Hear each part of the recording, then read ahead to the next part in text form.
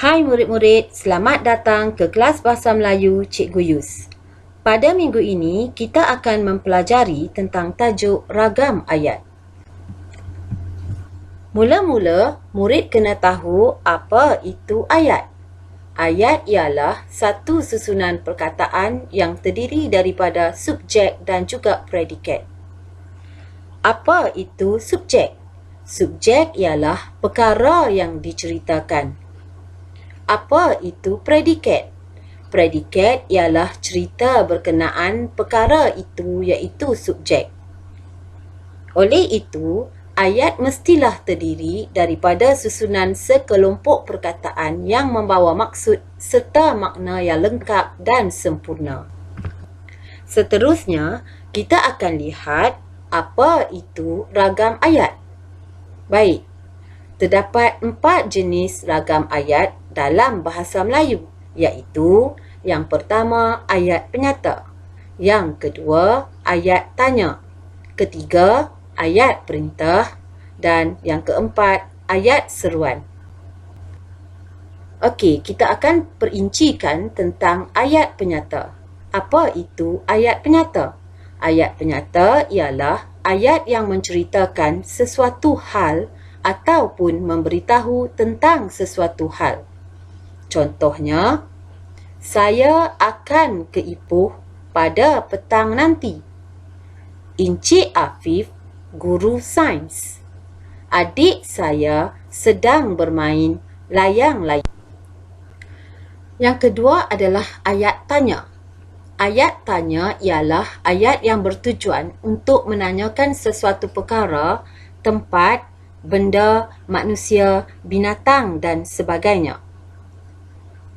Ayat tanya terbahagi kepada dua iaitu yang pertama, ayat tanya dengan kata tanya dan juga menggunakan kata tanya seperti apa, siapa, berapa, bila, mana, bagaimana, kenapa, mengapa dan dalam ayat tanya diakhiri dengan partikel kah. Contoh ayat tanya seperti berikut. Berapakah harga kasut ini? Bagaimanakah layang-layang ini dibuat? Yang kedua, ayat tanya tanpa kata tanya. Contohnya seperti ayat berikut. Kamu belum hantar buku itu? Azlan masih belum pulang? Yang ketiga, ayat perintah. Apa itu ayat perintah? Ayat perintah ialah ayat yang digunakan untuk menyuruh, melarang, mempersilakan atau meminta seseorang melakukan sesuatu. Ayat perintah terbahagi kepada pertama, ayat suruhan. Contohnya, cuci kasut kamu. Yang kedua, ayat permintaan. Contohnya, tolong poskan surat ini. Minta angkat buku ini. Yang ketiga, ayat larangan. Contohnya, jangan pergi ke tempat itu. Usahlah menangis. Dan yang keempat, ayat silaan. Contohnya, jemput makan. Sila bawa sejadah bila ke surau. Yang keempat dan yang terakhir sekali ialah ayat seruan. Ayat seruan ialah ayat yang diucapkan dengan nada yang menggambarkan perasaan seperti sedih, marah, gembira, sakit, menyindir, terkejut dan juga hairan.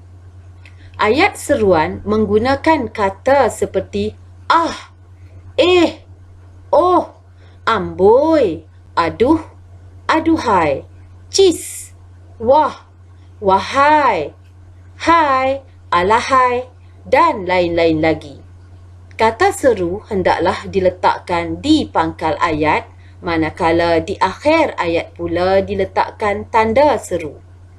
Berikut adalah contoh ayat seru. Yang pertama, wah, cerdiknya budak itu.